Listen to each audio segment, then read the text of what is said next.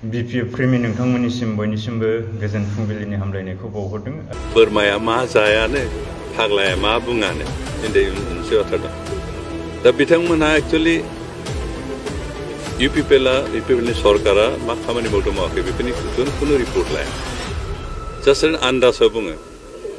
दिनै बिथांमोननि मथेबा इउपिपिएलआ जेबो खामानिखौनो मावाखै, खारन बिथांमोना बारावल' बारगासिनो दं। दिनै ग्रासरुट लेभेलाव हायाव मा जादों मा मावदों बेसेबां परिबर्तन जादों, जोंनि लामा सामा दै लोंनायनि बेबस्था सोलोंथाइनि बेबस्था बेखिनि बेसेबां परिबर्तन आरो मोजांसिन जादों। आरो बयनिसिमबो गोदान बोसोर बैसागुनि आगुआवनो गाहाम हामलायनायखौ बावहरबाय।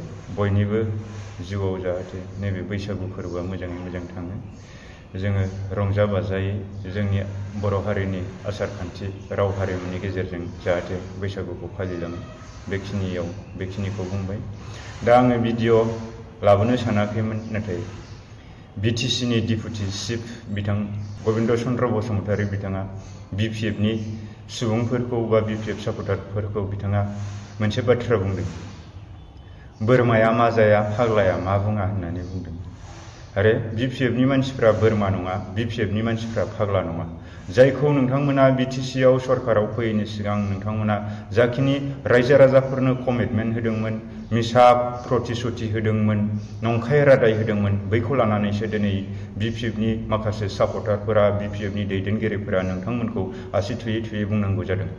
दिनै नोंथाङा बुंदों, दिनै नोंथाङा मा होननानै बुंदों, ग्रासरुट लेभेलाव मा मावदों मा मावाखै नोंथांमोनखौ बिपिएफनि सुबुंफ्रा जेबो ग्राउन्ड रिपर्ट लाया बा जेबो मोनथिया हसिया खोथा बुङो होननानै बाराव बिरबायनाय बायदि ओरैनो हावा हावा बुङो होननानै नोंथांमोना बुंनो सानदों। नाथाय नोंथांमोनखौ दिनै ग्रासरुट लेभेलाव नाय, जेरावखि जाया नाय, नोंथांमोना मा खामानि मावनो हादों?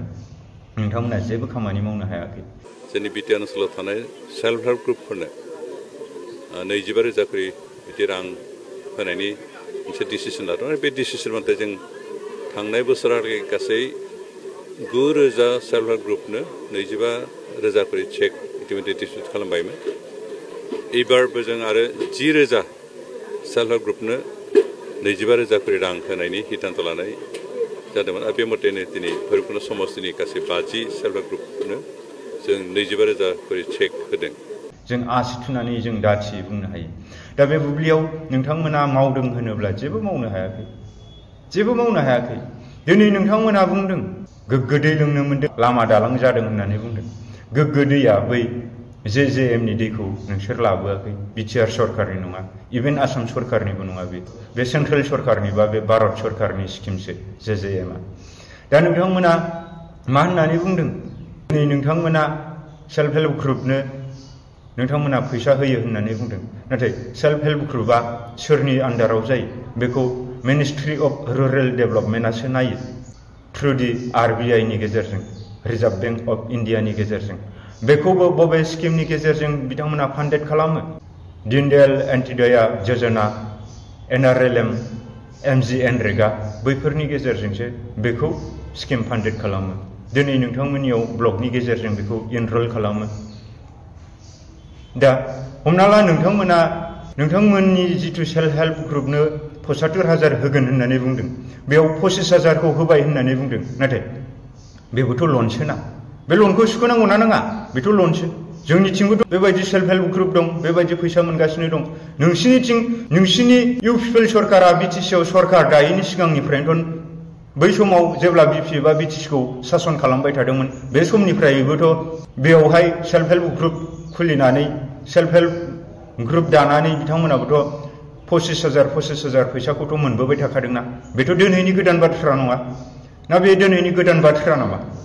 नोंथांमोनासो बोरमा, नोंथांमोनासो फाग्ला, नोंथांमोनासो जग्ला। बुंनो गोसोब्ला नोंथांमोनखौसो बिपिएफनि मानसिफ्रा बुंनो हायो बोरमाया मा जाया फाग्लाया मा बुङा होननानै। दिनै नोंथांमोना मा खामानि मावनो हादों? जेबो खामानि मावनो हायाखै। बेखायनो बेबायदि नंजां बाजां मिडिया स्टेटमेन्ट होनायनि गेजेरजों नोंथांमोना जे रायजोनि गोसोखौ देरहासार जानो हागोन, जै जानो हागोन, बे नङा। जिथु नोंथांनि आसाम एसेम्बलि इलेक्सननि 69 नं उदालगुरियाव नों खनसेनि थाखायसो देरहादोंमोन बाय, जेब्ला नोंथांमोना एनडिएफबि आफादनि मोनब्रै फेक्सन इउबिपिअ आरो आबसु नोंथांमोना बिटिआर पिस एकर्ड बानायदोंमोन बैयावहाय एनडिएफबिफोरखौ बर' रायजो राजाफोरा मोजां मोनोमोनखाय खनसेनि थाखाय नोंथांमोनखौ सान्स होनानै देरहाहोनानै नायदोंमोन नाथाय देरहाहोखांनायनि उनावहाय नोंथांमोना मा मावनो हाखो दिनै नोंथांमोना जिर' नोंथांमोना जेबो मावनो हायासै नोंथांमोननि खोथा होनाय बायदि रादाय होनाय बायदि जेबो मावनो हायासै जायनि फलाव दिनै रायजो राजाफोरा इउ पिपल सरकारजों थायालासिनो बिपिएफ दोलोजों दिनै आखाइ हमफैबाय थादों आरो उननि समाव बिपिएफ दोलोखौ बिथांमोना नोंथांनि 69 नं उदालगुरिनिफ्राय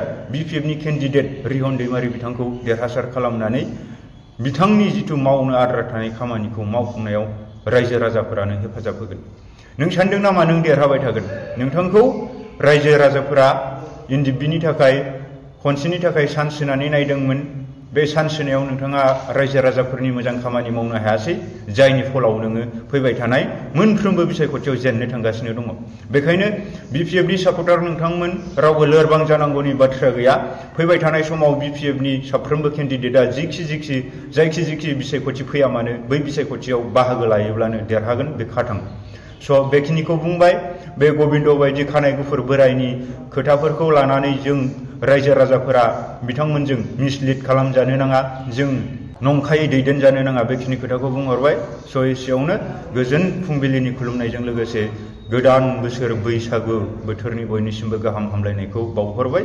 गाबोननिफ्राय मोसौ थुखैनायनि गेजेरजों समफोरनिफ्राय जोङो न'आव जोङो जायखि धोरोम सिबिया मानो बाथौफोरा बाथौ खुलुमनायनि गेजेरजों ब्रह्मफोरा जैग' आहुति होनायनि गेजेरजों सोरबा मिसनारिफोरा बेबायदिनो चार्चआव प्रे खालामनायनि गेजेरजों जाहाथे बैसागु बोथोरखौ आलो गोजोनै बरायनायजों लोगोसे जोंनि जिथु आसाम हादोराव सोलिनाय बे जोंनि आसाम हादोरनि माखासे थागिबिफोर जाय थागिबिफोरा बे बैसाग दानाव बैसागु बोथोर फालिनायजों लोगोसे रंजायै बाजायै फालिनायजों गोदान बोसोरखौ गाहामै गाहाम बरायनायजों लोगोसे जोङो आबाद फोथाराव थांनो थाखाय बे बैसागु बोथोराव रंजास्रानानै सासेया सासेजों अननाय होलायनानै बा गिदिरा उन्दैनो अननाय होनानै उन्दैया गेदेरखौ मान होनानै जों बैसागु बोथोरखौ फालियो बेबायदि बोथोरखौ फालिनानै जोङो जोंनि आबाद फोथाराव ओंखारलाङो स' जोंबो मावनानै जाग्रा हारि हिसाबै जोंबो जोंनि